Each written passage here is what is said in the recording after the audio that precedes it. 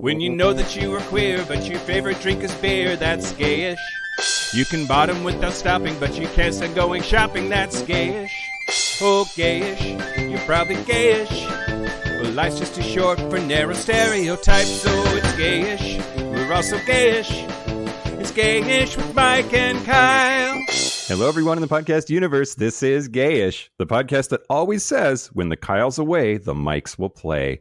I'm Mike Johnson, and we're here to bridge the gap between sexuality and actuality. And today, Kyle is at our favorite fag stag, Doug Antkowiak's wedding. So I have drag queen, wow aficionado, and very good friend of mine and fellow Pride 48 podcaster, Donna Suggarz. Donna, welcome to the show. Well, hello, darlings. I'm so happy to be here.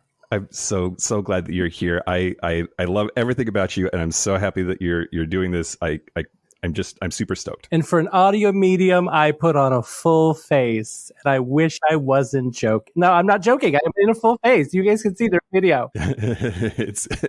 And a face it is too. I'm loving the hair. I told you that. I don't know that's your real hair, right? No, no. I can pull this whole thing off. No, I have my Rachel Dolezal hair. I put it on once. And someone's like, "You look just like that woman who said she was black." And I'm like, "Oh." I love a good wig store. So this, and then it's just a head wrap. I love some bright colored scarves. I have a whole suit full of them. Yes. So let's real quickly just introduce yourself. Who are you? What are you about? What's your show like? It's the Donna Suggarz show, right? Yes. So I am Donna Suggarz. I am an internet celebrity, which means no one knows who I am. I do a podcast. I did a podcast for over a decade called Big Silly Homo, and then I went on this hiatus from all things queer, really just kind of disappeared into the ether. And over the last 2 years, I've kind of rediscovered my queerness, and I came back with the Donna Suggarz show, just doing everything that I love. So I'm so happy. I just talk about everything that's important to me. RuPaul's Drag Race. I do love a good drag show. I love World of Warcraft. I love gay and queer video games. And so it's been a lot of that lately. Lots and lots of queer comic books and visual stories. So awesome. Anything where there's some furries having sex, like I'm down. Yeah, absolutely. And you like a good dirty story too every once in a while. We read. Yes, so I have I used to call it, oh God.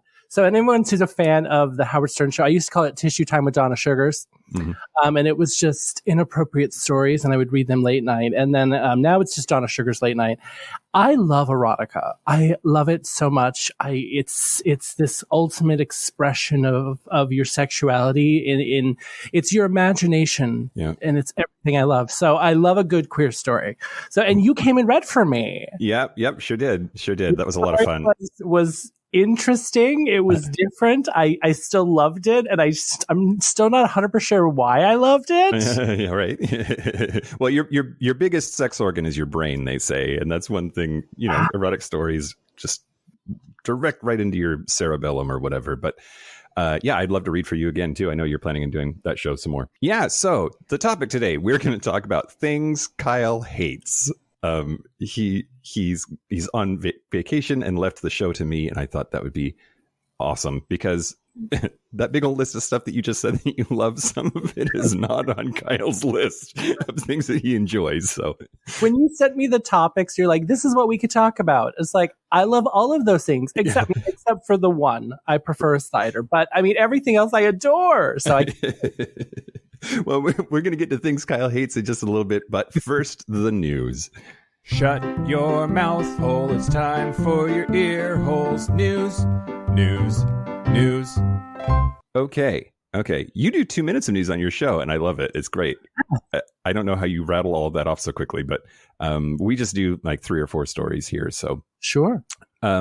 Okay. First of all, I wanted to talk briefly about Amtrak, and this has been kind of an ongoing story that we've had. There was a kid named Aaron Salazar who several years ago now was found on the side of the railroad tracks having been, he fell off an Amtrak train, and they tried to say that it was a suicide, and he was maybe not expected to survive. and but then did, and has all of these, has pretty serious brain injury stuff, and it's looking more and more like it was actually a hate crime. He's a gay kid, and surprised the shit out of me covering that story that Amtrak has its own police department and gets to investigate the stuff that happens on their trains themselves, which seems like a pretty significant conflict of interest to me.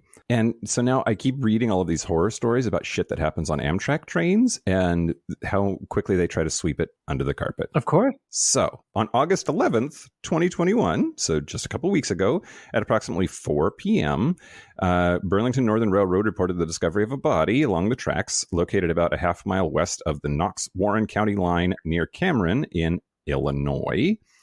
And the deceased was identified as Michael Johnson. Oh. So this might be the I'm your ghost, I guess. A body of a man named Michael Johnson of Joliet, Illinois, was found on the side of the Amtrak tracks on August the 11th. The Amtrak was passing through Warren County at about 1 p.m. with a destination of Chicago. I'm legit terrified of Amtrak trains now, Donna.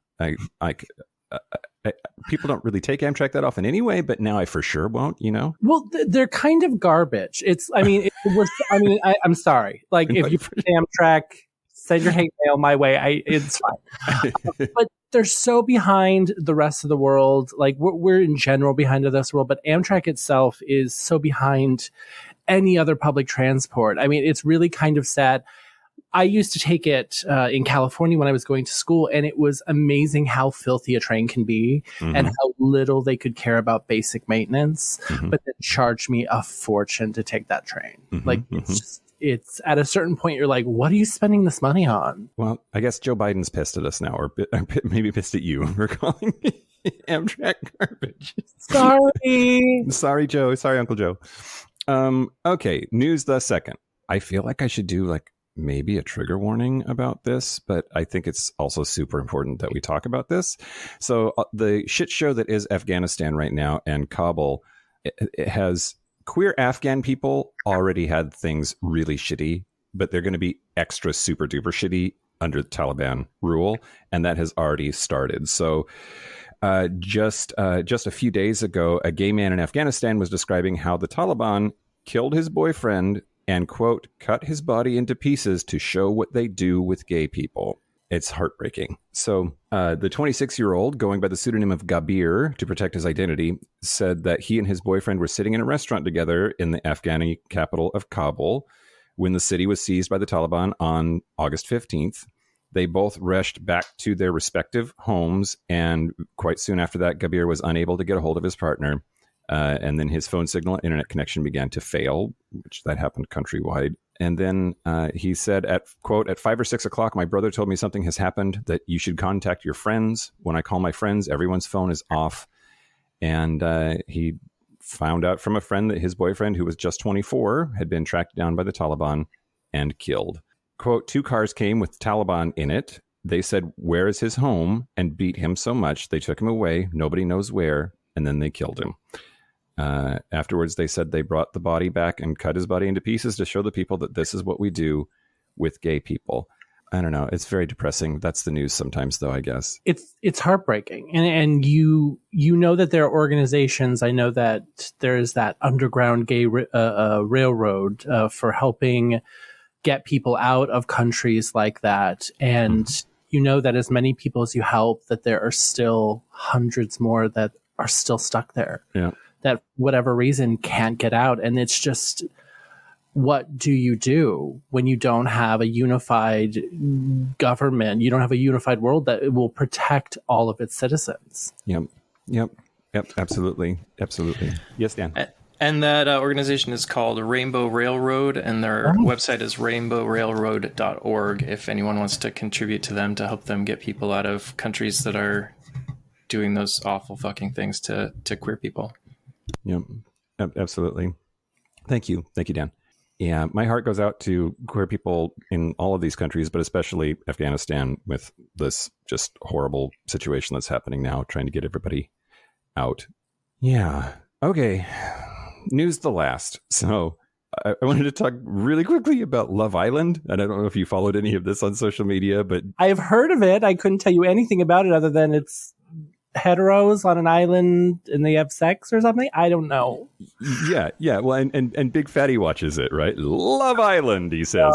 Well, Big Fatty likes it, then that should be something to be worried about. Exactly. But yeah, you basically described it as heteros on an island that end up fucking, right? Or like things. That's why Big Fatty likes it. Right. Well, and it's created by a place called ITV, which I don't know what ITV actually stands for, but a ITV boss has claimed that Love Island will never feature gay contestants, as doing so would present, quote, logistical difficulties. So, which is code for most people don't want to watch gay people have sex on TV. I do. I do. I think, it's interesting too, because unlike other kinds of reality dating shows, right, where there's like one like primary person, like The Bachelor or The Bachelorette, like there's the one person, and then the opposite gender, a whole horde of them. That model, of course, would not work for gay people because they'd be busy fucking each other instead of going after the main person. But Love Island, at least what I know about the format, I don't see why it wouldn't work for gays. I think it would make for good TV, but apparently, I think this should just be polyamorous island or what's verse or bisexual island. Like, I mean, get some people. I mean, you get enough bisexual men and women in there, it'd be a party. I think Verse Island is an excellent name for a show. Let's copyright that. Dan, copyright that.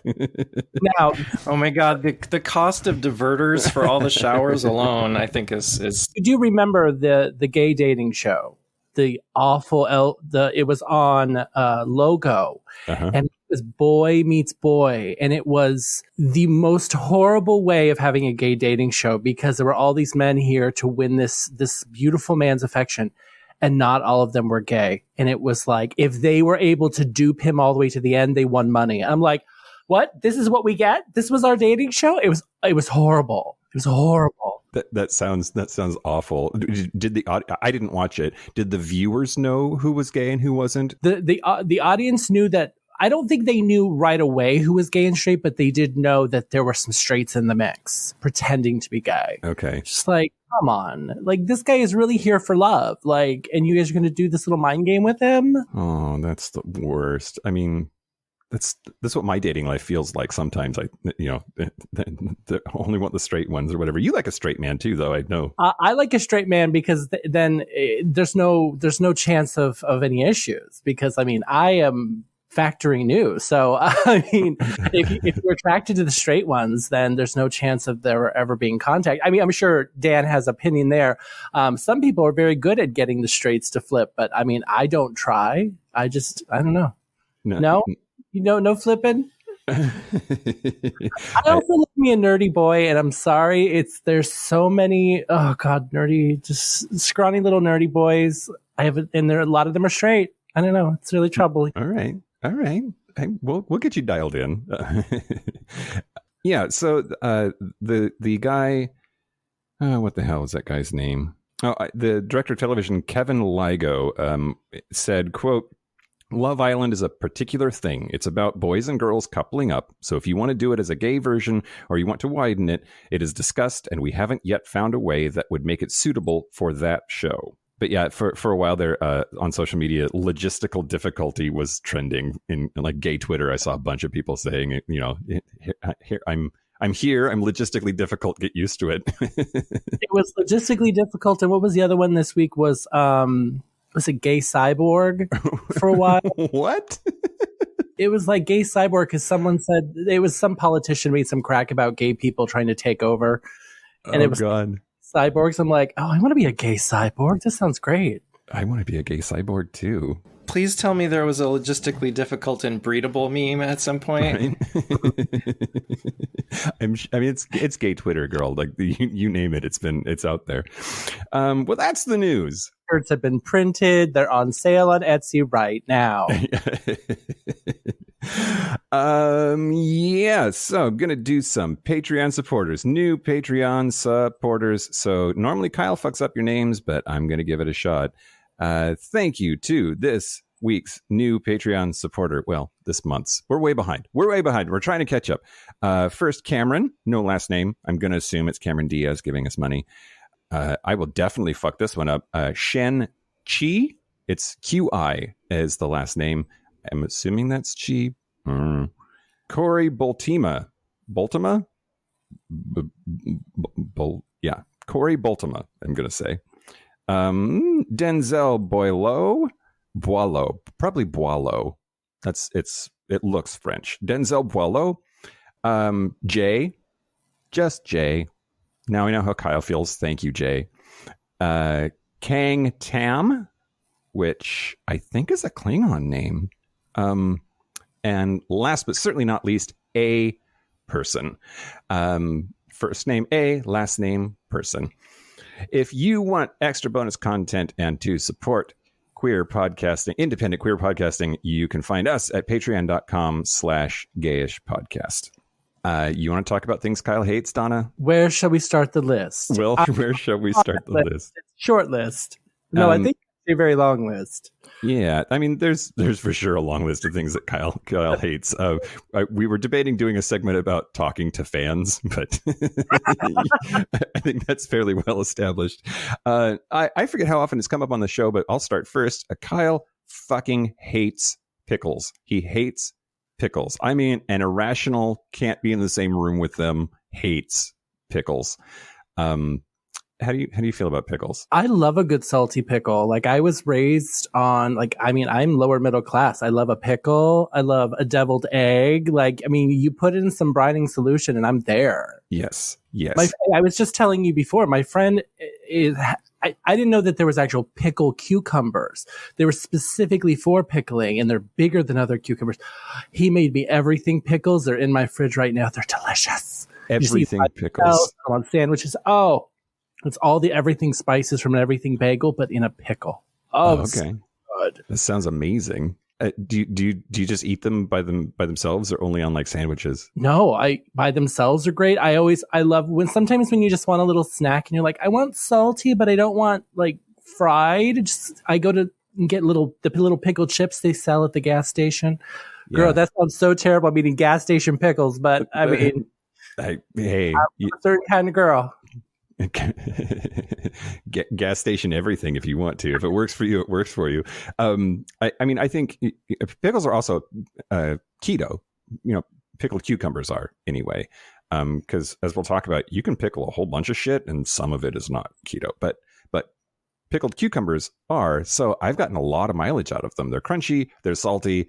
It's a great snack. So, as I'm wont to do, a little bit of history. Apparently human beings have been pickling shit for a long ass time. There's evidence that we started in Mesopotamia around 2400 BC. There's even archaeological evidence of cucumbers being pickled in the Tigris Valley of Iraq in 2030 BC. And I think, like a lot of things, it just is about preservation, right? Back in the old times, they didn't have fucking refrigerators. They had to preserve things so that they didn't die when they ate them. And fermentation, pickling is just one more way to accomplish that. Salting meats, salting vegetables, drying them out. Yeah, no, completely understandable. You have to get through the winters. You have to get through the time when stuff isn't growing. Yeah, yep, absolutely. I don't know where I'm going with this. Hold on. Kyle hates pickles. That's enough. No.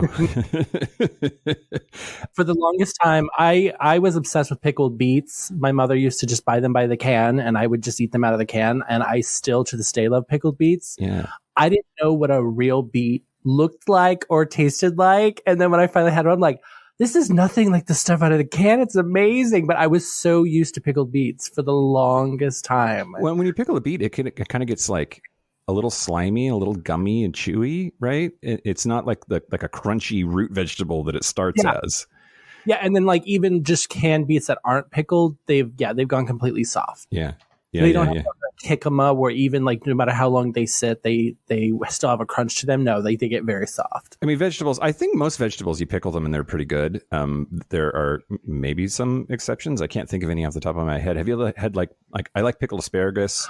Ooh. And pickle okra. I love pickled radish. They do when you go for like poke bowls. If you have poke bowl places, they always have pickled radish, pickled onions. I'm not a big onion fan, but you pickle them, and I'm going to eat them. Like, and pickled radish on there is perfect with raw fish. Like, it's just so good. Yeah. Have a pickled egg. Pickled eggs. Yeah. So that's leading to what I. You can pickle mushrooms. You can pickle olives. You can pickle a bunch of stuff like that. But you can also pickle proteins, and eggs is a great example.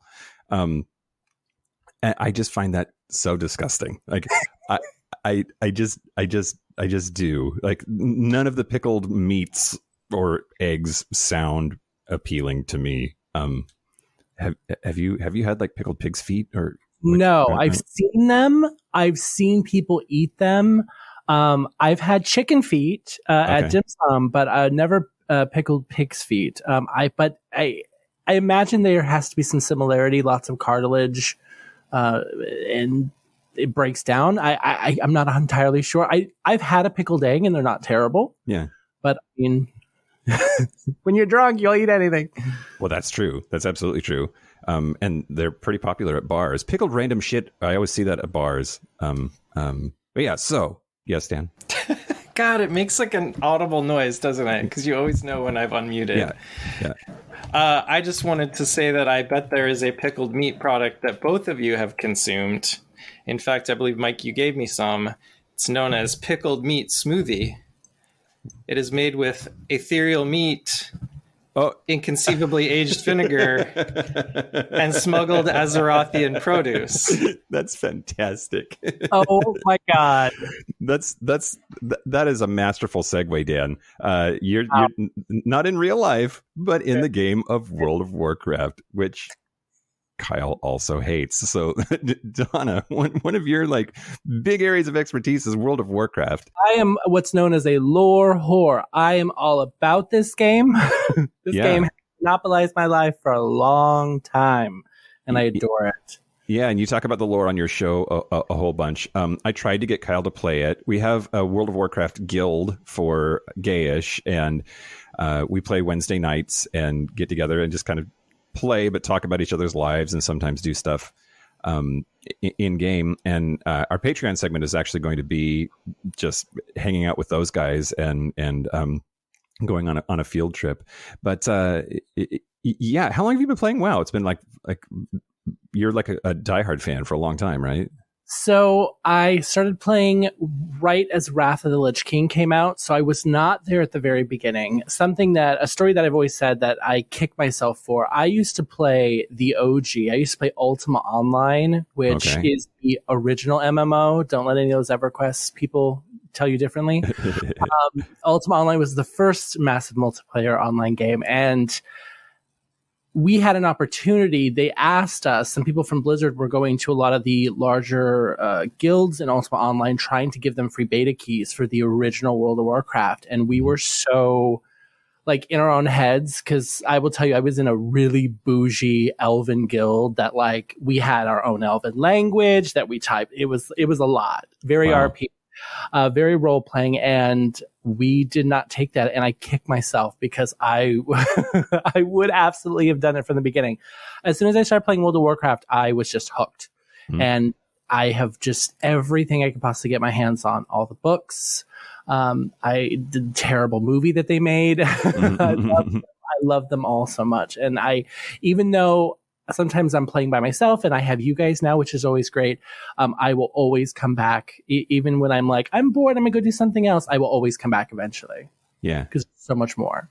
Yeah. Yeah. So, let's talk about queer stuff. Like there's been, what's maybe like the earliest example you remember of any sort of LGBT representation or content or whatever in World of Warcraft? There were always these little things. I always think about the queer. How do I explain this? When you look at like the night elves are these elves that are fundamentally immortal. There's definitely some changes in the lore that have changed that, but there is a force of fighting women, this night elven women, and there's a certain queerness about them because they're just strong, independent women that they have these like boomerang tri-bladed weapons that they can throw with pinpoint accuracy, decapitating orcs from a mile down the road. It's insane. But there's something so like butch lesbian army. Like, I love it so much. But there has not been any like overt gay characters in the game. Everything was always subtext. There's always talk of and I talked about it on my show. Van Cleef being bisexual, and I'm like, oh, okay.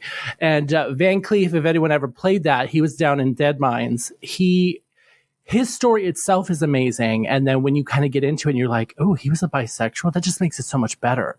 But nothing was ever confirmed. I think that only in the last couple of expansions have we had like out gay characters, named gay characters. They've really gone into it and like really let us have the queer subtext that we've all been wanting for a long time. Same with the movies, right? That's exactly what happened with movies. Like for the longest time, there were no overtly named, and a lot of that was industry regulation stuff, the Hays Code and all of that. But it was just hinted at, right? It was hinted at. It was a camaraderie that went beyond simple friendships. I always laughed. There was during Cataclysm, there was two druids, a night elf and a tauren. And you did a series of quests with them, and they were friends. But then there was always a subtext to their conversations that had moved to like almost a brothership, like a partnership between the two of them. You're like, oh, this is so a gay relationship. They never confirmed it. But every time I did that quest, there was always that subtext. There was always that feeling. And I don't know if maybe just because I'm gay, I brought my own mindset to it, but it made their story make more sense, and it made it flow better, and like it fit in my mental space. Yeah. So I was like, yes, it is. Yeah, those historical figures that were really good friends, but they were gay. Like they were gay, right? Like that makes a lot of things make more sense. Well, and I know, especially this round, especially in this expansion, we've got confirmation of some major gay characters in the books and in the game itself. The one that is the biggest, and we've talked about it, is Chromie. So Chromie is, oh God, girl, this is where I can get really into the woods. Sure. So dragon aspects each of them are dragons of different things. The blue dragons are magic. The red dragons are about life. The chromatic, they're kind of a chrome colored dragon. They're dragons of time. So they have, at a certain point, all dragons go through this stage where they can pick a human form, and this is how they represent themselves to the mortal races. So they have like their dragon form, and then they can make themselves into like a humanoid that maybe has horns or something, so that they can fit in amongst humans and be able to talk with them. Yeah. You see that a lot. Kalek looks like a normal human male, except for he has bright blue hair, and he's a blue dragon, so it fits. So we recently had in the newest book find out that Chromie is a male dragon. And when it came time for Chromie to choose, Chromie, like Kalek had asked Chromie, like, why did you choose a female gnome? It's like, it just felt right. And you realize, like, Chromie is like, this is the truest expression of who she is. She gets to choose her form. She chose to be a woman, and that's how she wants to represent herself. And you just can't help but love her for that. And Chromie has been a huge character for expansions.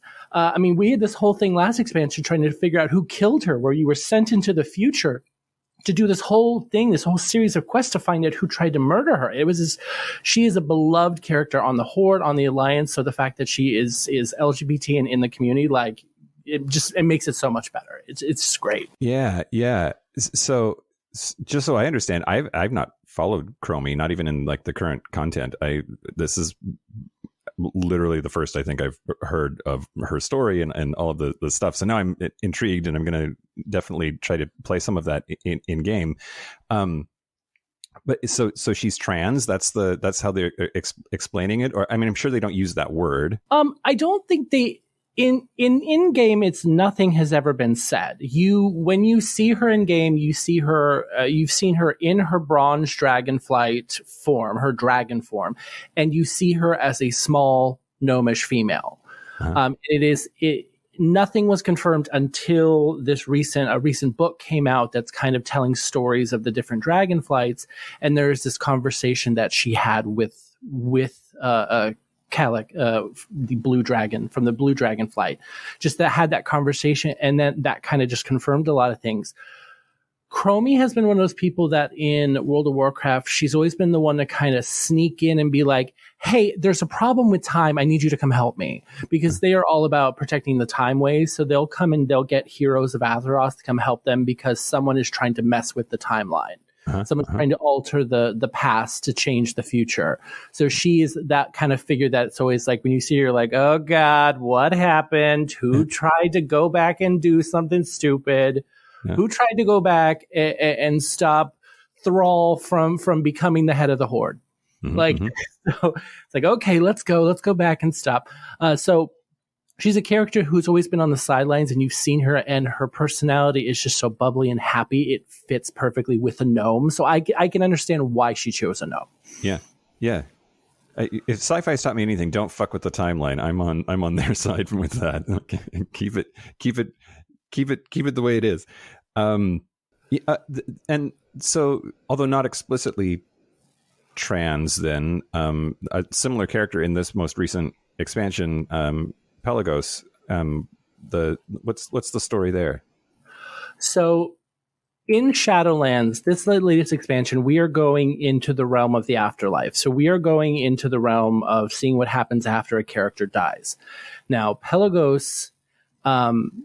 When you first meet Pelagos is when you go to the Kyrian area, and the Kyrians are these angelic figures that are blue. I don't understand the blue part, but they're blue skinned. They're angels that go and they shuttle the dead from the living plane to the Shadowlands, where they are then sorted. And part of that shuttling service is that they have no memories of their past lives. They come here, they have all their memories expunged so that they are completely impartial and can do their task without any judgment. And Pelagos comes in, and when you first meet Pelagos, Pelagos is in training. Pelagos doesn't have his wings yet. He is there as the anima, or the life energy that fuels the undead lands, the Shadowlands, has been diverted. They're going through a bit of a drought. So he hasn't been able to progress forward to then make it to the point that he can evolve and get his wings, move on to that next form and complete his task. So as you're doing this quest with him and you start befriending him, you talk to him, and then you ask him about his life. You ask him about, can you tell me about like when you were alive? And that's when it's revealed. And it was, the way it was done was beautifully written, that like he was a woman. And when he came to Shadowlands, you kind of appear as you truly wish to be. And he appeared as a man, and he said, this was the first time that I felt like my outsides matched my insides. And I think it was so beautifully done that you're just like, this character is so natural. Mm-hmm. And it was so well written. I don't know who wrote the character, but I can appreciate whoever did obviously had to have really dug deep or spoken to people in that community to help the narrative seem natural. And it was beautifully done. Yeah, I mean, as a cis dude, I worry about overstating it too much, and that character, I thought that character was amazing also, and Pelagos is still my soulbind. That's Pelagos is a character who you naturally like, because there's an honesty there, mm-hmm. and then when you finally get the true story, and you kind of like it just makes you like them more. Because he is just so easy to like. He's all about the fairness. He hasn't become rigid like the other Kyrian have. Because I know Dan calls them a cult, which, to be fair, they are. They absolutely are. There's brainwashing involved. There's wiping of memories. Like it's all the telltale signs of a cult. But they're very rigid. This is the way we've always done things. This is how we will do things. Yeah. And they're unwilling to bend. And he's so fluid in the way that he's just like, we're doing this because it's the right thing to do. We're doing this because it makes sense. It's not the rules, but we're doing like, there's a naturalness to him that, yeah, he's the perfect soulbind. He's the perfect friend. So when he asks me to do something, okay, girl, whatever you want, let's go. Yeah, absolutely. All right, one more World of Warcraft thing, and then we got to move on because Kyle hates a lot of stuff. What's something quick you can tell us that we might be excited about? This particular expansion in general is allowing a lot of throwback and allowing you to. It's nostalgia, and nostalgia is a big thing right now in television and film. The thing about World of Warcraft is I would say as diverse a world has been created, and as lush a story and a back history as I would say Tolkien, as I would say even you look at like Harry Potter universe, massive background. There is so much to experience. So this kind of nostalgic expansion lets us go back and we're going to find out what happened to these characters. I know recently we get to find out what happened to the former head of the Horde who was killed, Garrosh. And it's like Garrosh was sent to Shadowlands. What happened to him? After he went crazy and nuked a city, destroying it, and after he turned against his own people and you had to finally, he went back in time and tried to screw with it. And then there was that whole terrible expansion just based on that premise. So getting to finally now at this moment get to find out what happened to Garrosh, what happened after he died, how he's being punished, the undeath he's living. It's a good moment. I can't wait to actually get to that point of the raid and see what happened. Yeah, well, and something I don't think I realized until I started playing with y'all is that the story is still changing on an ongoing basis. Like every once in a while they release a patch, and the patch adds more to the story. It's not like it's more organic. It grows. There's more of a constant change than I thought. I thought it was just the expansion came out and that's all of the new stuff and that's it. And that's not true. Like they keep putting more and more out. It's like the real world. It's like any normal thing. Anyone living their lives, the story is constantly evolving and growing. Where the patch will come out, and that the patch sets the scene. The patch takes us from where we were before, which was in Azeroth. Then we get led to this undead land. We are sent to the realm of the dead because the veil between those two has been shattered. Mm-hmm. And some great evil in the realm of the dead is trying to destroy everything. And so you're literally in the realm of the dead. You're finding out where the dead go when you die. You get to finally kind of answer some of those questions. And you have that base story that starts you off, that lets you immerse yourself into that part of the world, this part of the Shadowlands. And then you reach a certain point that you run out of things to do. Like there are always a million things that you can do, but they do it in segments. If they gave it all to you right away, you'd blow through it. Mm-hmm. And then 6 months from release, you'd be like, I have nothing to do. Yeah. So by kind of like pulling it, dragging it out, doing a little bit of story at a time, they can keep you hooked. Yeah. I mean, it's marketing, but it's also a good way of letting you not like, it's like Netflix. I will blow through an entire series and then be like, well, now what? I just watched the entire thing. Where if you kind of stagger it over time, you can enjoy it longer. Yeah. Yeah, absolutely. And we're gonna talk about a series that you just finished here in a little bit. But first, okay, we're moving on. Oh, you know something that I just did in World of Warcraft? What? Before we move on, I've been really working on my my professions and getting my like alchemy all the way up and my fishing all the way up and working on my cooking. And I finally brewed up some Captain Rumsey's Lager. Hooray! So drinking, is it just an alcoholic drink? Or does it give you something? No, you just get drunk. Yeah. And in-game drunk. Right? So, okay. So if no one knows this, in-game drunk, if you drink enough alcohol, your screen begins to blur. Yeah. And you are incapable of walking in a straight line. Yeah. And greatest moment is when you're drunk get on a flying mount and try to fly anywhere. It is impossible because you're going up and down, like you just like your nose diving, like, and it is as close to being actually drunk in a game. It's genius. It's hysterical, and it's something just kind of fun to do. You just need to get drunk and have a race with somebody else. You know how it feels for those, was it American Airlines pilots that got in trouble, got fired for flying drunk?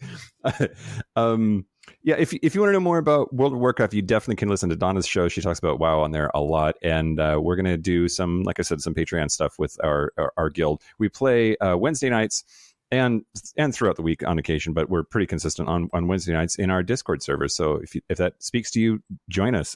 It's a lot of fun, I promise. Because we did the segue over to WoW, though, I forgot to say I found gay pickles on the internet. There's a place called Brooklyn Brine, and they made a bunch of gay ass pickles for Pride. So it just goes to show, like, there's a Pride version of almost every goddamn thing if you just look hard enough. Anyway, yeah, they're like $8 a jar, and I'm on the website. I don't know if they have them anymore, but it was in 2017 for Pride that they did them. But yeah, I was gonna check them out and see if anything else. What was special about the Pride pickles? What was special about them? Or something like, were they just pickles? Like, did they do something? Were pickled organic rainbow carrots, and those. I think rainbow carrots are legit, like multicolored carrots. And so they pickled them, and then they gave 50% of all the proceeds to LGBT safe space called The Center on West 13th Street in Brooklyn. Nice. I didn't know rainbow carrots was a thing. I just Googled it. They're beautiful. Right? Like, I want to have just rainbow carrots now for the rest of my life. Oh, here's this. Ingredients in Pride pickles include chipotle pepper, garlic, mustard seed, coriander seed, and smoked paprika. These are some very involved pickles. Fiery. Yeah. But that leads me to something else that Kyle hates rather famously is beer. We were at a brewery for our live show last weekend, and he wasn't drinking the beer from the brewery. And I accidentally called him out for it on stage because I was like, "What are you drinking, Kyle?" And he's like, he was not drinking the beer of the brewery we were at. But you also don't drink beer, or you do? It depends on the beer. I don't like a lot of American beers. I like a Hefeweizen I had that I enjoyed. I love a Guinness. I like a really thick beer. Yeah, you like it thick. All right. Stout. So I've had some that I've really enjoyed. And I'm more of a cider person. I love a good cider. Mm-hmm. So, I mean, give me a crisp Angry Orchard or a Reds and I'm content. So there's a couple of really fun cider halls that have opened up here in Buffalo, and it's just fun to go and like try their different ciders they have. Okay. Yeah. Do you have a favorite non-apple cider? There's the local cider place here does a Loganberry one in wintertime that I love, and I will go back and I will get the little carafe of it to take home. Because Loganberries are a thing here in Buffalo.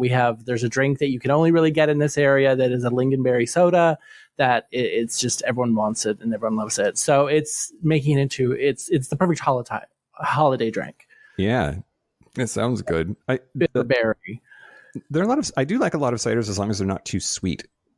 And a lot of them are just like drinking, sugar syrup or something. But if it's drier, on the drier side, I'll get down with a cider from now and again. But one thing I wanted to talk quickly about is that there is a beer I found also in 2017, also in Brooklyn, called Gender Neutral. There's a gender neutral beer. Oh. And it was created by Gowanus Brewery, Threes Brewing, and they are refusing to market themselves to one gender alone. But the name of the beer is Gender Neutral, and it's a pale lager with lemon zest and has an adorable rainbow label on it. I hope they're still making it. I don't know. Like I said, this article is from 2017. But that led me down this whole rabbit hole because they made this beer because beer is typically so gendered. Beer is a man's drink.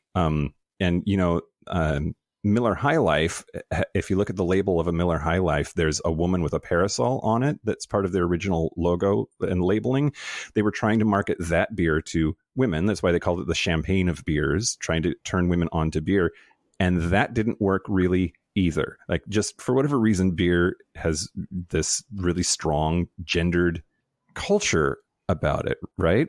So I think it's interesting that they would specifically try to come up with a gender neutral beer, and what better way to market that than just call it gender neutral? Which is funny because it doesn't make any sense. Like, even historically, beers were common for everyone to drink. There was no gendered about it. I mean, it was that or water that would make you sick. So beer was your only option. Yeah. For men and for women. So I don't know when did it become so gendered? Yeah. Probably Americans did it, right? Like it seems like toxic masculinity. America's pretty good at it. I really doubt that there was some grand gendered forum where it's like, okay, you ladies are all going to take the wine, we're going to take the beer, and we're never going to cross over. Yeah. Everyone forgot about it. Now everyone's crossing over. And rosé is like somewhere in the middle. Yeah, rosé. Oh, that's a thing that Kyle loves. Don't talk about it. Move the show forward. It is interesting that led me also to these CDC guidelines that included reasons drinking too much can have many risks for women, the poster says. And the CDC put it out. And it says, for any woman, injuries or violence, heart disease, cancer, sexually transmitted diseases, fertility problems, and unintended pregnancy. And they got a lot of flack for referring to basically that women are uteruses, and that their drinking guidelines were so focused on their lady parts. Yeah, I don't see anything there that isn't something that a man should be worried about too. I mean, I've never gotten drunk and gotten a girl pregnant, but right. I mean, I'm sure that's an issue for straight men as well. Right. Not just yes. A problem. I mean, thank God for beer, or I might not exist, really. Like, it's yeah. Anyway, the gendering of alcohol, I think, is an entire episode in and of itself, for sure. But yeah, Kyle hates beer. I love it. That's one more thing on the list of things that Kyle hates. So let's bring it home with one more thing. Yes, Dan. I was going to say I don't have a segue for this one, I'm afraid, from World of Warcraft or from... but I think you missed that I was trying to make a beer segue there before. Oh, I got it. A lager thing. Yeah. What you said, Captain, what's his name? His name is Captain Rumses, and he makes lager. It's like his lager. Yeah. So it's sort of confusing. Well, and yeah, I was trying to do another like masterful segue for you. I appreciate you. That really should have worked if I were smarter or faster. Easy to do. There's no easy. Star Trek. Yes. Star Trek. Star Trek. Kyle hates Star Trek. Well, hates is a strong word. I've made him watch some, and he's begrudgingly, indulged me. Okay. What's his, I mean, is there a genre that is his thing, and is it just Star Trek? And does he not like sci-fi in general? I think kind of not.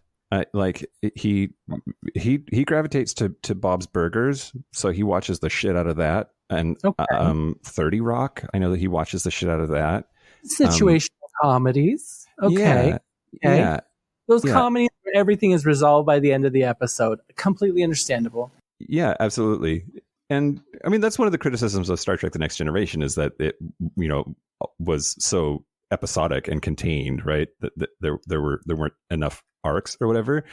But Dan did too. We all revisited a Star Trek series during the pandemic. I rewatched all of Voyager and all of Deep Space Nine during the pandemic, and you just finished something? Which one are you? I just finished a pretty. I always do the same arc, even though when they were produced isn't.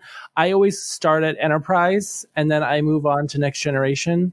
I have never watched the entirety of the original series because it's difficult for me to sit through. I find I start to get bored, and I love Star Trek. So I go from Enterprise, which is kind of the prequel, into Next Generation, into Deep Space Nine, and then I just finished Deep Space Nine.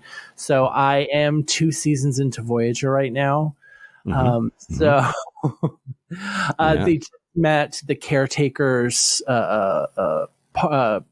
girlfriend, wife, whatever, the one who decided to not do her job and stay and protect those people and went off on her own.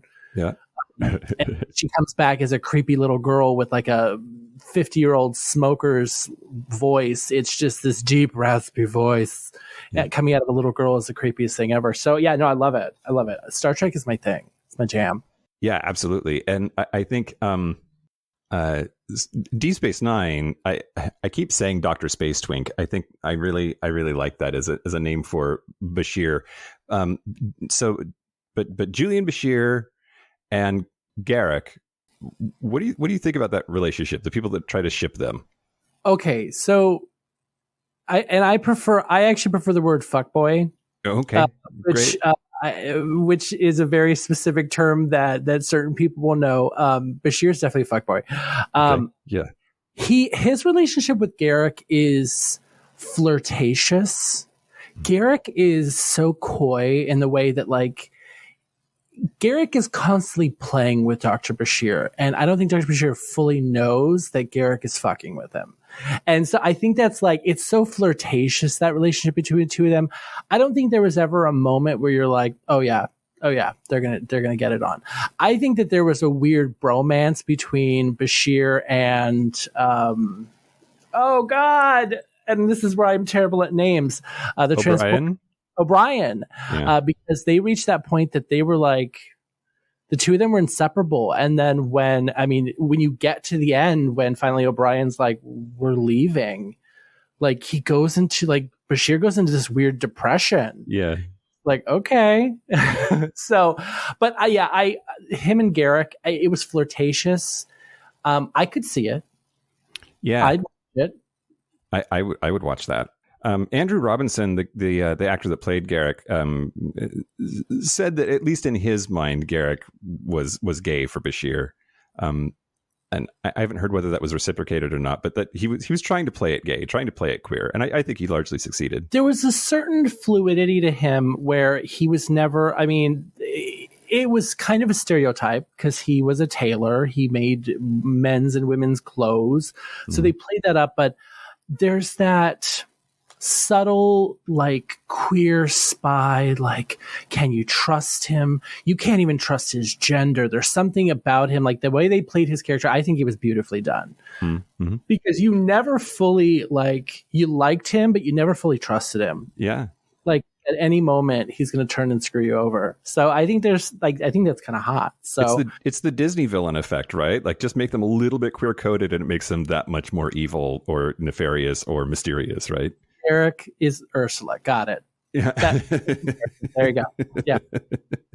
What other like queer Star Trek stuff have you noticed or are you into? There was never a lot of queer representation. There was a lot of homoeroticism. Mm-hmm. There was, in men and women, there was from Next Generation, when they go to that one island where everyone is wearing the littlest possible clothes as possible and they run everywhere. Mm-hmm. Mm-hmm. And they made all of them wear the same outfits. And you're just like, oh, and then that's when they were going to put Wesley to death. Yeah. But that's, you're just like, oh, okay. The fact that men and women during Next Generation all had their legs out in skirts, like I love a formal outfit that was knee length for men and for women. So gotta appreciate that. But you don't get into like full on, I think Next Generation, because Next Generation was the first to bring up like the Dax symbiotes, that you meet that race in general during Next Generation. And they, first of all, they look very differently. They had those prosthetic foreheads, and then suddenly they have spots in Deep Space Nine. Yeah. But there was definitely a queer moment that they could have had with Crusher, because she falls in love with him, not realizing that he is only the body for the symbiote. And then when the new the symbiote gets moved over to a woman, like, they could have had a wonderful lesbian moment right there. They could have had a beautiful romantic kiss, but no, they didn't get to have that. Right. We had to wait for years later when Jadzia Dax meets up with the wife of a former symbiote, who is another symbiote herself, where the two of them get to have their romantic moment. Yeah. I mean, there's something super queer about Trill, the whole Trill thing, no matter what, right? And just because they are a soul that changes bodies. I used to be so anti-Trill. I even talked about it, I think, on the show before. I forget if that was Patreon or if that was actual on the show. But rewatching Deep Space Nine has softened that for me, because of just that show. I paid more attention this time to Dax and the whole story. But have you heard this theory that the reason that the Trill in Next Generation are so different from Deep Space Nine is because they're all from Trill, but they're two different species? That's why the behavior is different. The little wormy things kind of look different from each other. And when they put a Trill in Riker, it takes over his body. But then the other kind of Trill, like the spotted Trill kind, can be in a human body and doesn't take over, but does the like mergy Trill thing. So there's this fan theory out there that they're actually two different species or subspecies of Trill that behave and act differently, and that explains the differences from show to show. I think that's cute that they tried to paint that line. I think that when you try to take a race from an old series and try to reimagine them when you want to expand upon their story, it's retconning. Like, they're trying to, like, those kind of stories. How Enterprise explains why some Klingons from the original series look like humans. Yeah. Like, which beautifully done, the way that they created that storyline. But I think it's fine. I think that they realized that they wanted to expand upon this race that they barely touched upon in Next Generation. And I think that they just decided to take another way with it. And I think that's fine. I don't think you need to explain it. I think you just kind of accept it and move on. I always said my weird thing about them is they kind of are treated as trans. They kind of get roped into this trans omnisexual, or gender fluid. I don't know how you would even consider that, because like they are what they are. I have a difficult time. It's like, is the gender more important because of the symbiote? Is the gender more important because of the host? Yeah. Where I like fall into this weird area where like, I don't know how to truly wrap my head around them. Yeah. And that could very well just be because I'm very cis. Like, I'm a cis white man. I don't, that fluidity is maybe something that's beyond me. Yeah. I love their characters. I love Ezri. I love this like last season, like, let's bring in a new Dax. Yeah. And then of course that gives Bashir someone to fuck finally. Yeah. Waited so long to have somebody, and we finally give him someone. It worked out. Well, and Ezri knows how he stacks up to Worf's two dicks, which, you know, how could we not talk about Klingons having two dicks? Okay, so I was trying to explain this to my friends. Okay. So what series did we get, not confirmation, but like confirmation? It was the new series, right? Now I forget if it was Discovery or Picard. I think it was Discovery. It's definitely Discovery. I just rewatched it and I haven't bothered to watch Picard. Okay. Except for that one sad pizza episode that I saw at your house. Yeah. I love Picard. You didn't like Picard? He hasn't watched Picard. I liked Picard until I realized the love of my life, like when you realize you're gay and like the person like, oh, this is the one who made me gay. And the character Egypt is not in Picard. Oh yeah. And I know what happened to Egypt. You're like, no. Yeah. Oh, I was in love with that man. Oh yeah, I mean he checks off a lot of boxes you talked about earlier, right? He's a nerdy, skinny, kind of twinky nerd. Like, Oh, I was in love with H-Chip so much. Oh god, And the original actor is bisexual. and he's adorable. You can't help but love him. He's in a band. He's a wonderful musician. But I guess there was some controversy with him when they were talking about casting, like when they were going to bring him back. So they ended up, that's the reason why they didn't expand upon that character. Picard is the ultimate, like, nostalgia fanboy kind of series because they can bring back and they can retcon whatever they want because there's no one telling them that they can't. yeah, So they want to bring back, I mean, they're going to, if they can bring back Whoopi, I want some Guinan, bring some Guinan back. The fact that they brought back Q and they're going to find a way of explaining Q. Like, why does Q look old? I'm sure there's going to be some reason that makes sense. yeah, Love it. yeah, absolutely. Klingons with 2 dicks. I feel like we didn't.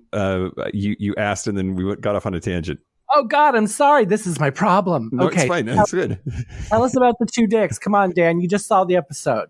So the rumor is that Klingons have 2 dicks. That is why it is a widely known thing that Klingons don't tend to mate outside of their species because most other women can't handle it. Yeah, and it's been On multiple occasions. It's been a fan theory and been in like slash fiction for a very, very long time.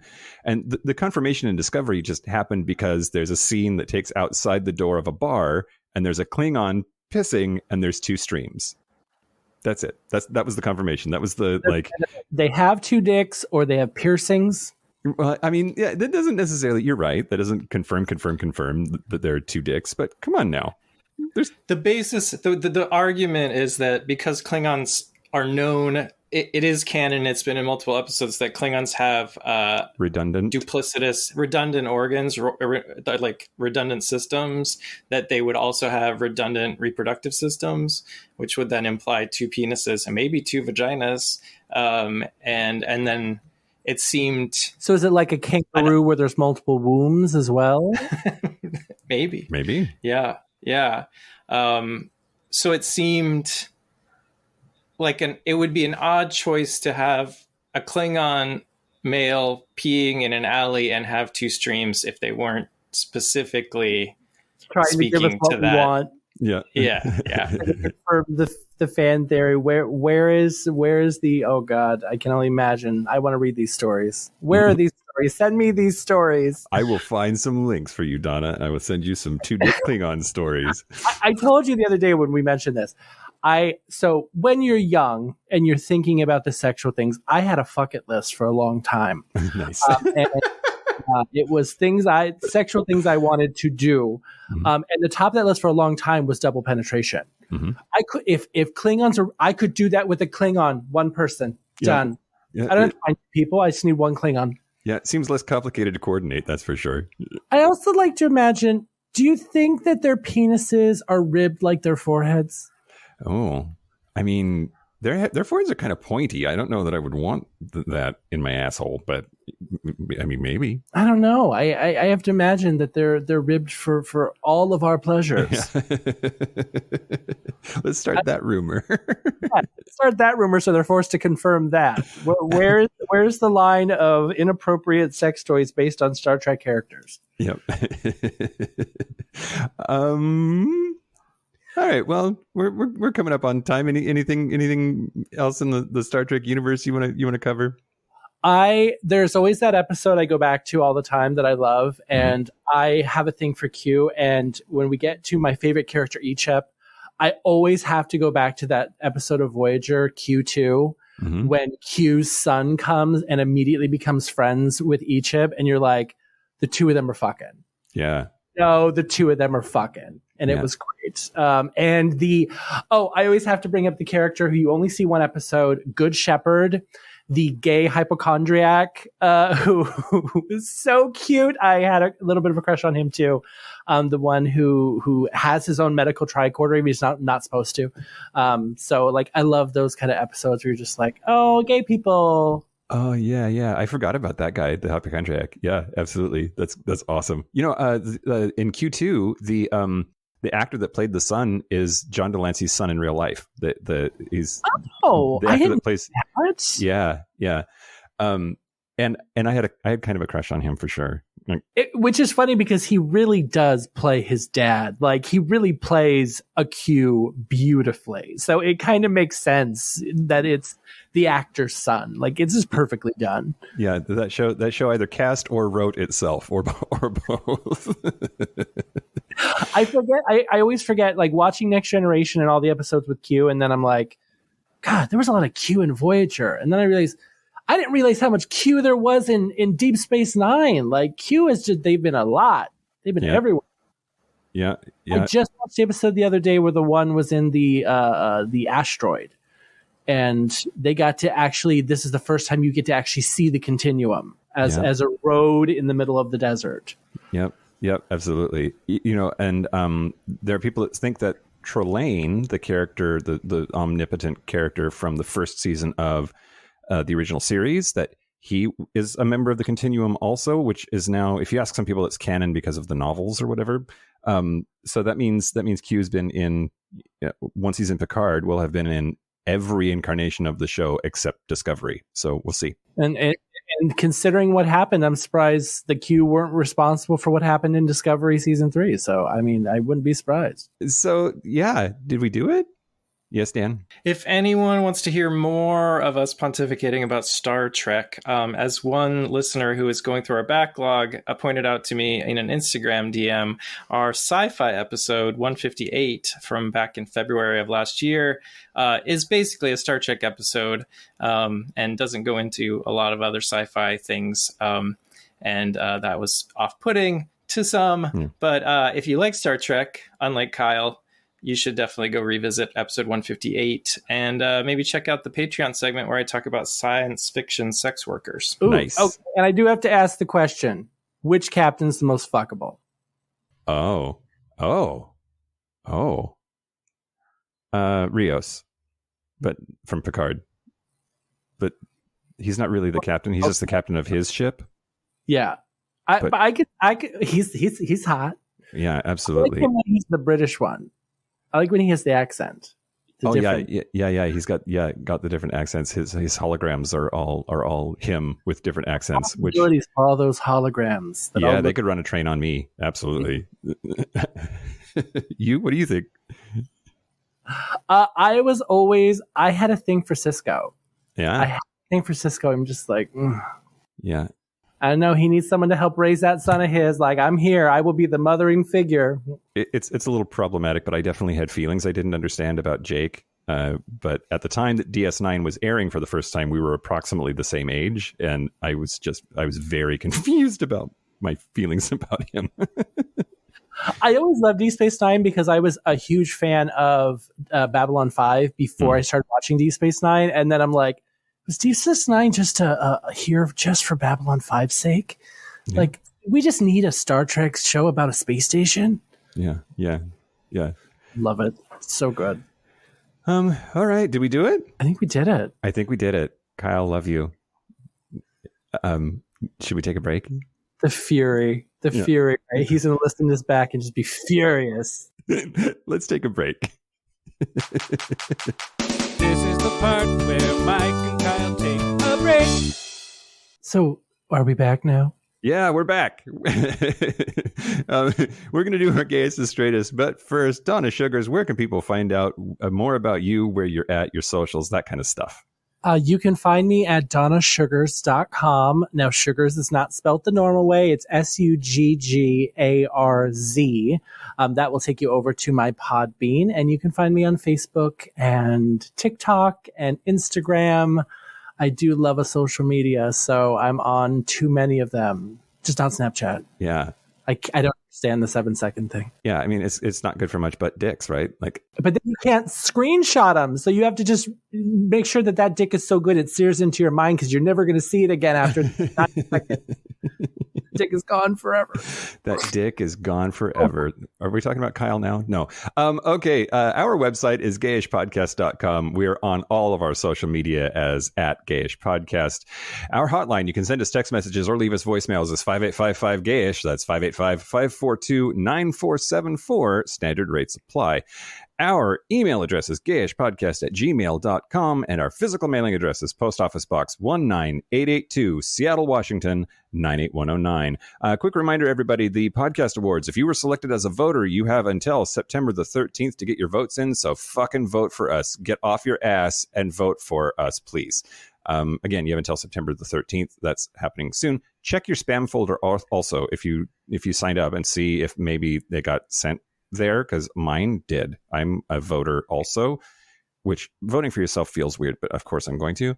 But it went in my spam folder. So look in there and see if the Podcast Awards official notification that you're a voter happened, and then you get it done. You win. I was on a podcast that was nominated for years, and we tried for years. Yeah. Never get it. I mean, we've been losing for a long time now, so I'm not hopeful.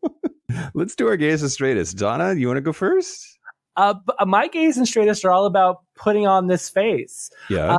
I haven't shaved in 2 years, so wow. I realized that was like the straightest thing I've done recently. It was like pulling out the hot water and like lathering up and doing the whole thing. I'm just like, God, okay. Like, I'm just like flashbacks to my dad teaching me how to do this. Yeah. And then the gayest thing is I just spent 2 hours beating this mug. I got a new rainbow palette of colors, and I'm like, which one am I going to pick? I'm going to put all of them on. So I have a full rainbow on my eyes of colors. I love it. You're beautiful. And thank you for doing that. It's gonna be great. Right after this, we're gonna play WoW with the guildies, and we'll get some good video of that, and hopefully we'll get a clip and put that out on social media too, so we can see. I didn't even have to wear lipstick. This microphone's covering it. I'm looking at the screen. I'm looking at the camera, and all you see is just like, I feel like that one guy from Home Improvement. Wilson. Wilson has a secret.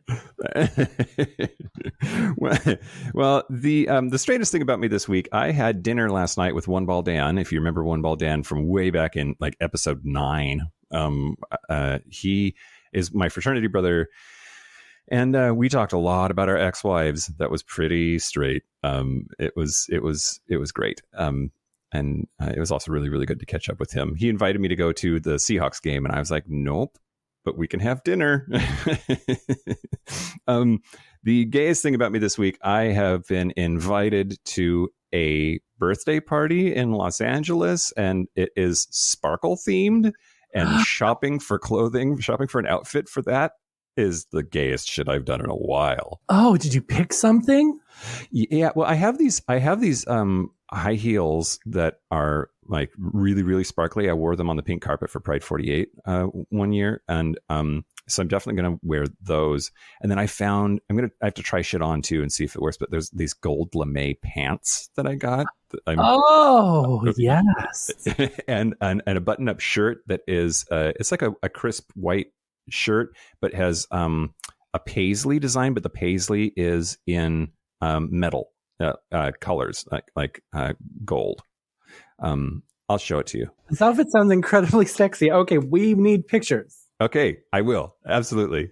The only thing that would be better, I have a pair of gold Lemay harem pants. Ooh. You're gonna have gold Lemay pants. They also need to be like flared. Love Yes, absolutely. That is it. A special thank you to Donna Nefertiti Elizabeth. What do you call her, Dan? It's Donna Elizabeth Suggarz, because I'm the Virgin Queen. But Dan has kept adding to my name. It was Donna Elizabeth Nefertiti. I love Nefertiti. I think that I'm adding it to the name. Donna Elizabeth Nefertiti Suggarz. Great, excellent. Donna, thank you again so much for being here. I really appreciate it. Oh, this is such a joy. I was so happy when you asked me. I was like, yes, I will. Excellent. And a thank you, as always, to our super Get Bridgers, Chris Cacciatorians, Cian and Javi, Clinton Withers, Anonymous, Dusty Sands, Explosive Lasagna, Forrest Nail, James Barrow, Jamie Pugh, Jerome York, Kevin Henderson, Christopher Farrell, Mark Wolcott, Patrick Martin, Steve Douglas, Thomas B., Tipsy McStumbles, and Zachary Cochran. From the Chris Cacciatorius Studios, I'm Mike Johnson. And I'm Donna Suggarz. Yes. Oh, God, I have something to say. Yes, be butch, be fabulous, be you. See you next week.